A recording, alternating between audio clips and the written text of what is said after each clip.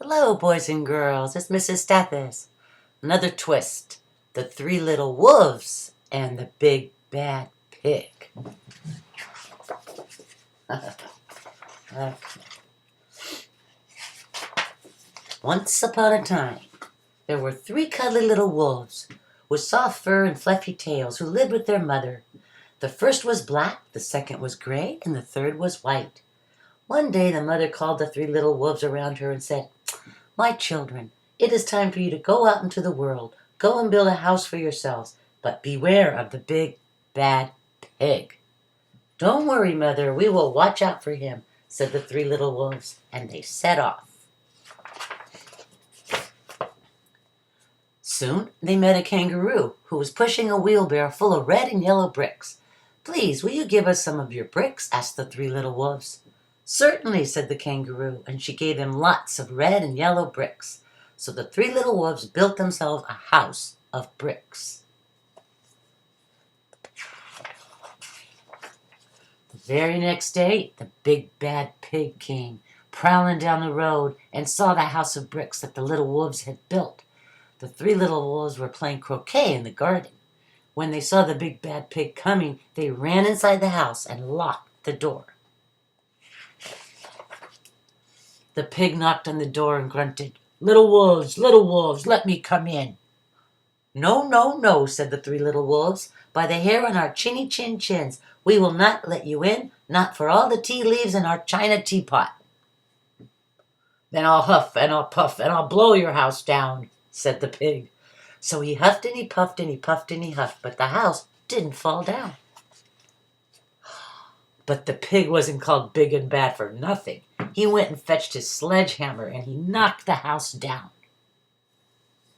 The three little wolves only just managed to escape before the bricks crumbled, and they were very frightened indeed. "We shall have to build a stronger house," they said. Just then they saw a beaver who was mixing concrete in a concrete mixer. "Please, will you give us some of your concrete?" asked the little three wolves. "Certainly," said the beaver, and he gave them buckets and buckets full of messy, slurry concrete. So the three little wolves built themselves a house of concrete, cement. No sooner had they finished than the big bad pig came prowling down the road and saw the house of concrete that the little wolves had built.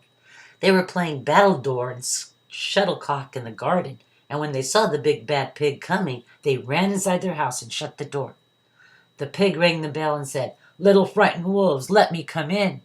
"No, no, no," said the three little wolves. "By the hair on our chinny chin chins, we will not let you in, not for all the tea leaves in our china teapot."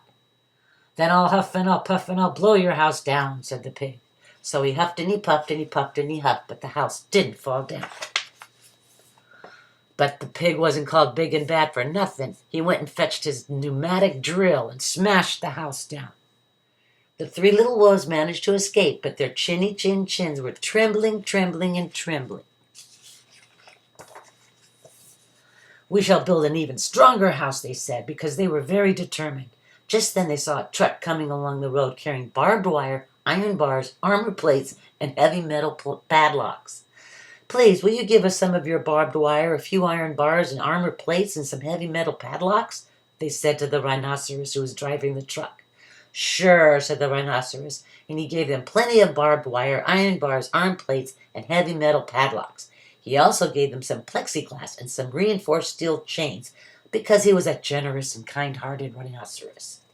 So the three little wolves built themselves an extremely strong house. It was the strongest, securest house one could possibly imagine. They felt absolutely safe.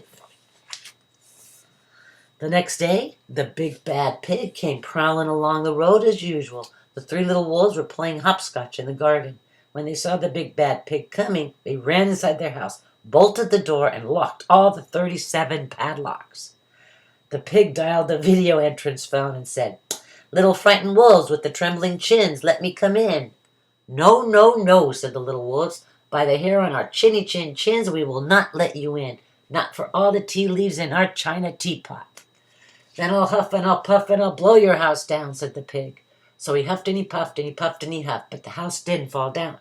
But the pig wasn't called big and bad for nothing. He brought some dynamite, laid it against the house, lit the fuse, and the house blew up. The three little wolves just managed to escape with their fluffy tails scorched.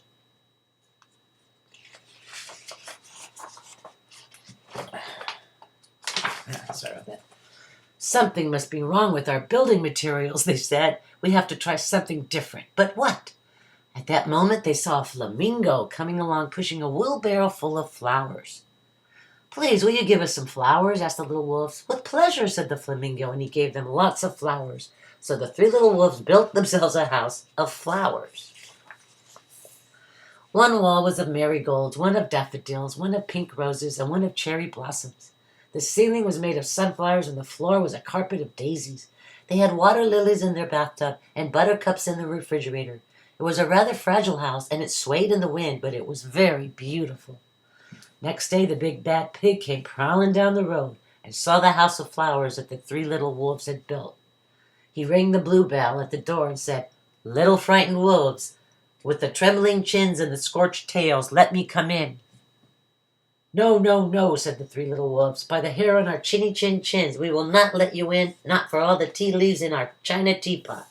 Then I'll huff and I'll puff and I'll blow your house down," said the pig. But as he took a deep breath, ready to huff and puff, he smelled the soft scent of the flowers.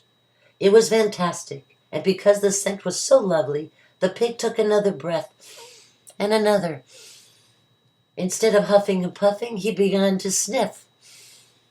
He sniffed deeper and deeper until he was quite filled with the fragrant scent. His heart grew tender, and he realized how horrible he had been. Right then, he decided to become a big, good pig. He started to sing and to dance the tarantella. At first, the three little wolves were a bit worried. It might be a trick. But soon they realized that the pig had truly changed, so they came running out of the house. They started playing games with him. First they played pig pog and then piggy in the middle, and when they were all tired, they invited him into the house. They offered him tea and strawberries and wolfberries and asked him to stay with them as long as he wanted. The pig accepted, and they all lived happily together ever after. Thank you, boys and girls. Any suggestions, please reply in the comments. Have a great day. Bye.